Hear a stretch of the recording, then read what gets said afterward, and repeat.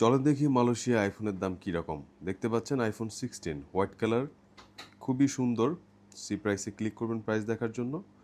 128 GB, এটার price পড়বে হচ্ছে 4,000 রিঙ্গিত, বাংলাদেশি টাকায় 1,13,000 টাকা। এরপরে দেখতে পাচ্ছেন আইফোন 16 প্লাস, এটা আরও লার্জ ডিসপ্লে, 2 ক্যামেরারই। সি প্রাইসে ক্লিক করবেন যথারীতি প্রাইস দেখার জন্য। এটারও 128 জিবির প্রাইস পড়বে হচ্ছে 4,500 রিঙ্গিত, বাংলাদেশি টাকায় 1,27,000 টাকা।